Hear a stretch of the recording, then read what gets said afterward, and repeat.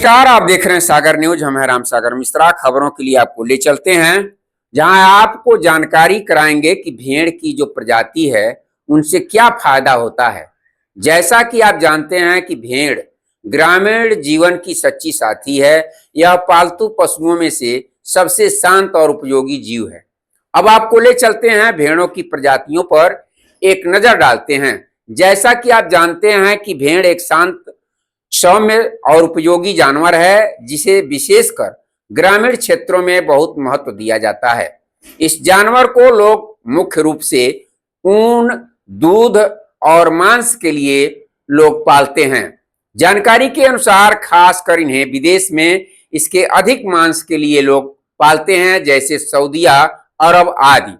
वहीं इनकी घी भी बहुत काम में आती है। जानकारी के अनुसार किसी भी व्यक्ति के हाथ और पांव में अपरस नाम की एक रोग होती है, जिसमें इनके घी को इस्तेमाल करके और उस रोग को समाप्त किया जाता है। अंगुली और हाथ की उंगलियों के नाखून की तस्वीर चेंज हो जाती है। चमड़ी पर भी कुछ रोग दिखाई देते हैं। ऐसे में इसके घी के सेवन से सही होता है, ऐसा लोगों का कहना है। भारत के कई पहाड़ मैदानी क्षेत्रों में भेड़ों का पालन एक परंपरा रही है और यह आज भी ग्रामीण अर्थव्यवस्था का अहम हिस्सा है। भेड़ें झुंड में चलने वाली सामाजिक प्रवृत्ति की जानवर होती हैं।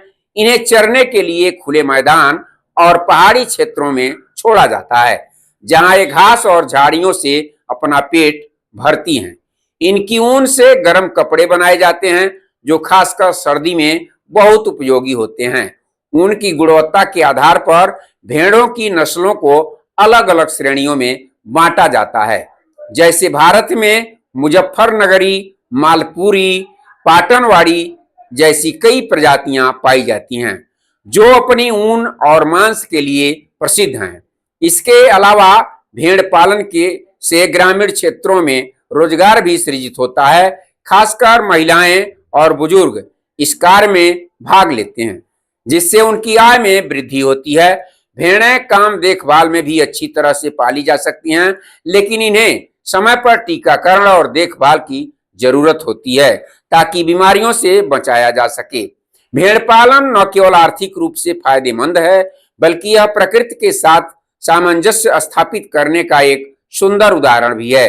भेड़ें हमें सिखाती हैं कि शांत जीवन में भी बहुत कुछ हासिल किया जा सकता है। आप देखेंगे इस समय यह झुंड खुले मैदान में चरने और पलने के लिए तैयार है। तो दोस्तों, हमारी खबर कैसी लगी आपको हमारे कमेंट बॉक्स में जरूर लिखिएगा। फिर नया अपडेट लेकर हाजिर होंगे। तब तक के लिए हमें इजाजत दीजिए। नमस्कार।